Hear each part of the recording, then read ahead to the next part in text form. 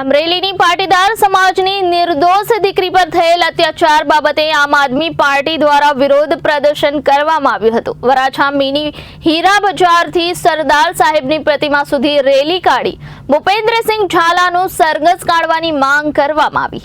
2 દિવસ પહેલા અમરેલીમાં ભાજપની અંદરોઅંદરની લડાઈને કારણે એક પાટીદાર દીકરીનું જાહેર બજારમાં સરઘસ કાઢવામાં આવ્યું હતું। આ ઘટનાથી સમગ્ર ગુજરાતમાં રોષનો માહોલ છે। આજે આ ઘટના પર આમ આદમી પાર્ટીના સુરત શહેરના સંગઠને વિરોધ પ્રદર્શન કર્યું હતું અને માંગ કરી હતી કે જેવી રીતે અમરેલીમાં પાટીદાર દીકરીનું જાહેરમાં સરઘસ કાઢવામાં આવ્યું છે તે જ રીતે 6000 કરોડના કૌભાંડી અને ભાજપના નેતાઓની સાથે સાંઠગાંઠ રાખનાર ભૂપેન્દ્રસિંહ ઝાલાનું પણ જાહેરમાં સરઘસ કાઢવામાં આવી।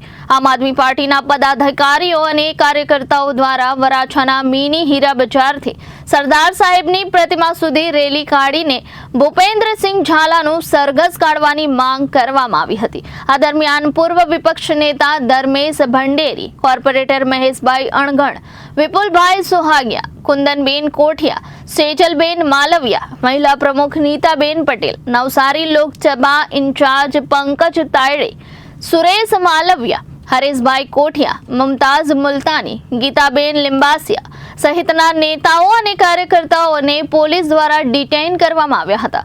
આ દરમિયાન પોલીસ ઘર્ષણમાં નગરસેવિકા કુંદનબેન કોઠિયાને ઈજા થતા એમને 108માં હોસ્પિટલે ખસેડવામાં આવ્યા હતા।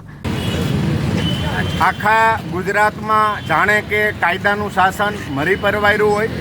ગૃહ મંત્રાલયના ડિપાર્ટમેન્ટ દ્વારા એટલે કે ગૃહ મંત્રાલયના પોલીસ તંત્ર દ્વારા ગુનેગારોનું સરઘસ કાઢી અને ગુજરાતમાં એક નવી જ પ્રથા શરૂ કરવાની શરૂઆત ભારતીય જનતા પાર્ટીએ કરી છે।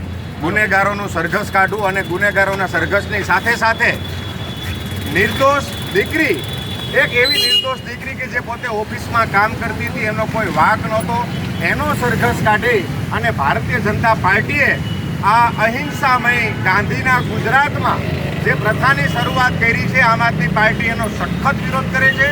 સરદાર અને ગાંધીના ગુજરાતમાં આ પ્રથા, આ પ્રક્રિયા ક્યારેય પણ ચલાવી લેવાશે નહીં।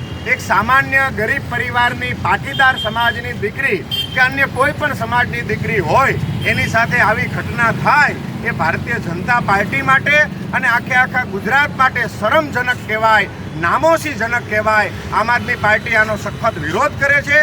તમને જો સરઘસ કાઢવાનો શોખ હોય તો ગૃહમંત્રી શ્રી હર્ષભાઈ સંઘવીને આમ આદમી પાર્ટીએ સંદેશો આપે છે કે તમને જો સરઘસ કાઢવાનો શોખ હોય તો તમારે ભૂપેન્દ્રસિંહ ઝાલા જેવા ગુનેગારનું સરઘસ કાઢવું જોઈએ, નહીં કે એક સામાન્ય પરિવારની સામાન્ય દીકરીનું। આમ આદમી પાર્ટી આનો વિરોધ કરે છે અને વિરોધના પ્રતિકાત્મક સ્વરૂપે મિની બજાર ખાતે એક યાત્રા કાઢી અને સરદાર સાહેબને વંદન કરવા માટે આમ આદમી પાર્ટીની ટીમ નીકળી છે અને સરદાર સાહેબના ચરણોમાં પ્રાર્થના કરવા માટે નીકળી છે કે ગાંધીના ગુજરાતના, સરદારના ગુજરાતમાં આ સરઘસવાળી પ્રથા કરી અને ગુજરાતને શરમજનક સ્થિતિમાં મૂકવાનું કામ ભારતીય જનતા પાર્ટીએ જે કર્યું છે સદંતર બંધ કરવામાં આવે।